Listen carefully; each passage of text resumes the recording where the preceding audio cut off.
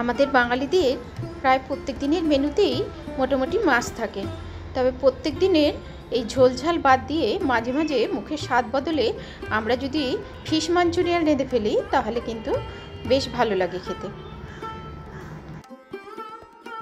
নমস্কার বন্ধুরা, সবাইকে জয়ের কথা চ্যানেলে স্বাগত জানাই। ফিশ মাঞ্চুরিয়ান রাঁধার জন্য দেখো প্রথমে 2 পিস ভেটকি মাছকে আমি এরকম হালকা করে ভেজে নিচ্ছি। তোমরা ভেটকির বদলে রুই কাতলা যে কোনো মাছকেই ব্যবহার করতে পারো। অনেক সময় বাড়িতে যদি একটু মাছ কম থাকে তখন কিন্তু এরকম মাঞ্চুরিয়ান রেঁধে ব্যাপারটা ম্যানেজ করে নেওয়া যায়। এখানে দেখো আমি মাছের সঙ্গে আলুও নিয়েছি একখানা। প্রথমে মাছের থেকে মাছের কাঁটাগুলো বাদ দিয়ে দিব। যেহেতু এটা ভেটকি মাছ খুব একটা কাঁটা নেই, রুই কাতলা হলে কিন্তু একটু সাবধানে কাঁটাগুলো বাদ দিতে হবে, সেক্ষেত্রে মাছের পেটি ব্যবহার করাই ভালো।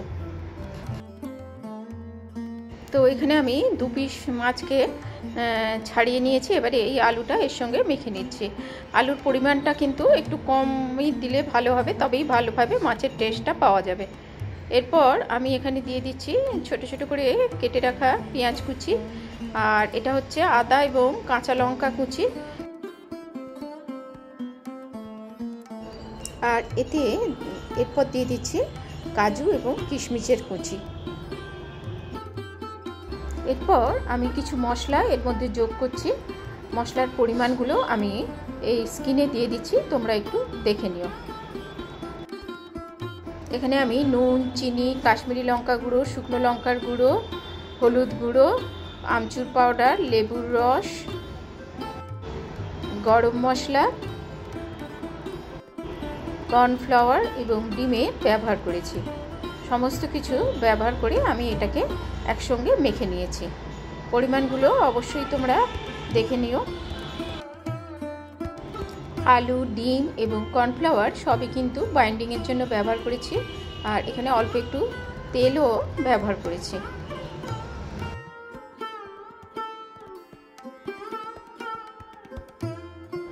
সমস্ত কিছু ভালোভাবে মিশিয়ে মাখা হয়ে গেলে এর থেকে এবারে আমি ছোট ছোট করে মাছের এরকম বল তৈরি করে নিচ্ছি। এই রান্নাটা একটু সময় লাগে কিন্তু টেস্ট খুব ভালো হয়, আর এটা রুটি, ভাত, পোলাও সবার সঙ্গেই কিন্তু খাওয়া যায়। তো দেখো আমার সমস্ত ফিশ বলগুলো বানানো হয়ে গেছে। এখন এই ফিশ বলগুলোকে আমি রিফাইন তেলে ডিপ ফ্রাই করে ভেজে নিচ্ছি।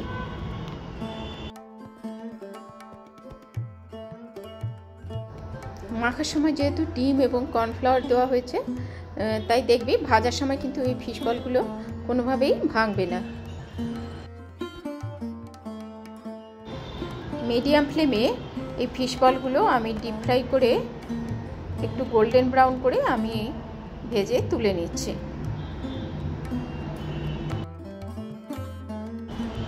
একইভাবে সমস্ত ফিশ বলগুলো দেখো আমি এরকম গোল্ডেন ব্রাউন করে ভেজে তুলে নিয়েছি।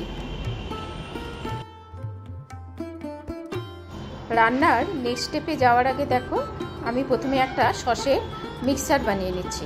প্রথমে আমি 3 চামচ টমেটো সস নিয়েছি, 2 চামচ গ্রিন চিলি সস নিয়েছি, 1 চামচ সয়া সস নিয়েছি। এতে 1/2 চামচ কর্নফ্লাওয়ার দিয়েছি, আর প্রয়োজন মতন নুন আর চিনি আর সামান্য জল দিয়ে এটাকে আমি গুলে একটা সসের মিক্সচার তৈরি করে রাখলাম। এখানে মোটামুটি আমি 1/2 চামচ নুন এবং 2 চামচ মতন চিনি ব্যবহার করেছি। এরপর রান্নার নেক্সট স্টেপে চলে যাচ্ছি। ফিশ বলগুলো ভাজার পরে যে তেল ছিল তার থেকে আমি 3 চামচ তেল নিয়েছি। এখন এর মধ্যে 1 চামচ করে রসুন কুচি, আদা কুচি এবং কাঁচা লঙ্কা কুচি দিয়ে দিচ্ছি। আমি একটু গ্রেভি বানাবো, তাই দেখো এখানে আমি 1 চামচ পেঁয়াজ এবং 1/2 চামচ করে আদা বাটা আর রসুন বাটা দিয়ে সমস্ত কিছু আমি একটু ভালোভাবে ভেজে নিচ্ছি। বাটা মশলাগুলোর কাঁচা গন্ধ দূর হয়ে গেলেই এর মধ্যে ডুমো ডুমো করে কেটে রাখা ক্যাপসিকাম, বিভিন্ন ধরনের বেল পেপার এবং পেঁয়াজের এই টুকরোগুলো আমি এর মধ্যে দিয়ে দিলাম। এরপর সমস্ত ভেজিটেবলসগুলো মিনিটখানেক নাড়াচাড়া করে নিতে হবে। একটু নরম হবে কিন্তু ক্রাঞ্চি ভাবটা থাকবে। এরপর এর মধ্যে দিয়ে দিব আগের থেকে তৈরি করে রাখা সসের মিক্সচারটা। সমস্ত কিছু হাই ফ্লেমে মিনিটখানেক নাড়াচাড়া করব। প্রয়োজন মতন বাটি ধুয়ে অল্প একটু এখানে আমি জল ব্যবহার করলাম। এবারে আগের থেকে ভেজে রাখা ফিশ বলগুলো এর মধ্যে দিয়ে দিব। যেহেতু সসের মিক্সচারের মধ্যে আমি নুন আর চিনিটা মিশিয়ে নিয়েছিলাম, তাই আলাদা করে কোনো নুন চিনি দিইনি। তবে তোমরা তোমাদের টেস্ট অনুযায়ী নুন চিনি ব্যবহার করতে পারো। এখন এর মধ্যে 1 চামচ গোলমরিচ গুঁড়ো দিয়ে হাই ফ্লেমে মিনিটখানেক নাড়াচাড়া করে মিশিয়ে নিলেই তৈরি হয়ে যাবে ফিশ মাঞ্চুরিয়ান। রেসিপি ভালো লাগলে অবশ্যই লাইক, কমেন্ট ও শেয়ার করো। আর এরকম সহজ সরল রেসিপি দেখতে চাইলে আমার চ্যানেল জয়ের কথাকে অবশ্যই সাবস্ক্রাইব করে নিন। নামাবার আগে উপর থেকে আমি আরও একটুখানি এরকম সরু সরু করে আদা কুচি ছড়িয়ে দিলাম।